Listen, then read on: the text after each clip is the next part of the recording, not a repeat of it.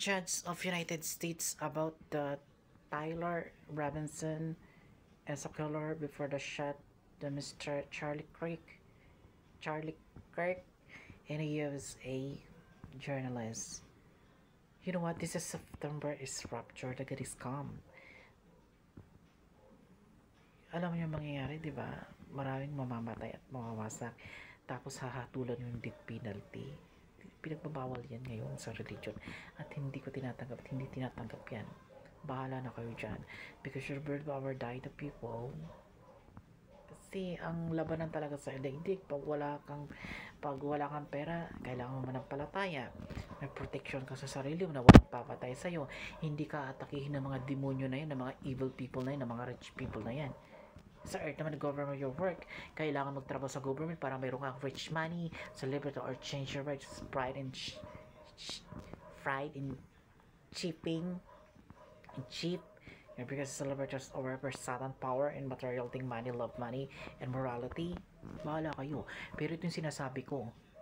Kailangan magmatuloy ang bitay ni Tyler Robinson, Utah School University before that Charlie Kirk in border.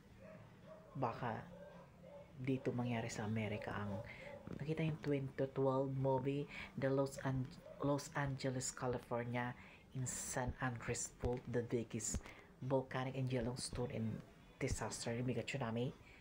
Baka yung moment ng Amerika or whatever the issue our film and living where your rapture to God is calm and you're believing or not present of heaven because your acts to God is comforting here coming, and your movie is ultimate horror and film and disgusting to report to rapture to the God is hit the world. Yung most problem. O sino ba may sakit at may problema? Di ba kayo mga tao kayo at mga demonyo kayo? Kayong gumagawa ng mga film na yan para mawasak ang mundo and God is coming and disaster, mega tsunami, asteroid or anything, alien or satanic illusion, power and responsibility. Your director, film or actor is celebrity, actress. You are mental health disorder, your hospital, brain problem. Naiintindihan nyo? Kaya ayusin nyo yan. Good luck na lang. But the burning is hell. Malawak ang impyerno at kasing laki siya ng planeta. Kasyang-kasya kayo lahat dun. Kulang pa nga kayo dun eh. Yun ang experience for divine mercy and stop to me. What I ate the world in animals for it always. Di ba kinakain natin mga baboy, chicken, manok, beef, cow, carbo, anything roasted for animal on earth.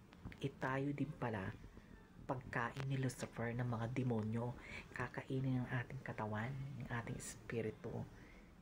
Bubuhayin ta ulit tayo ng God para maramdaman natin yung sakit ngayon sa earth ng katawan lupa natin. Pag sinaksak tayo, nararamdaman natin masakit, ganun, para nararamdaman mo yung wala kang pananampalataya, wala kang pag-ibig sa Diyos, na pinili mo yung mga bagay na makamundo or satanic or evil or Lucifer, hindi ka nagpe-praising. Kaya ganun talaga ang purpose eh. Dalawa kasing linika eh.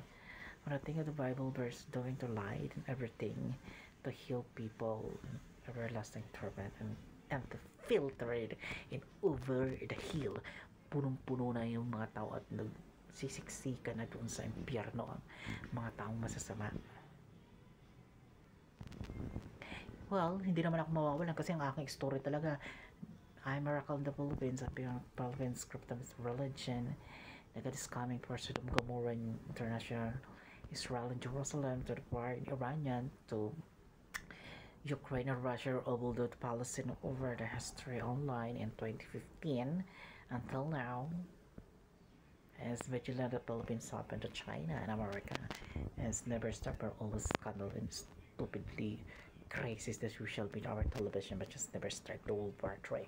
So always stupidity and bullshit real and bad. Kaya ako nagmumura dahil galing sa inyo yan. Ginagaya ko yung mga sentence nyo para maramdaman nyo na ganun kayo kahipokrita at wala kayong silbing mga nilalang sa mundo.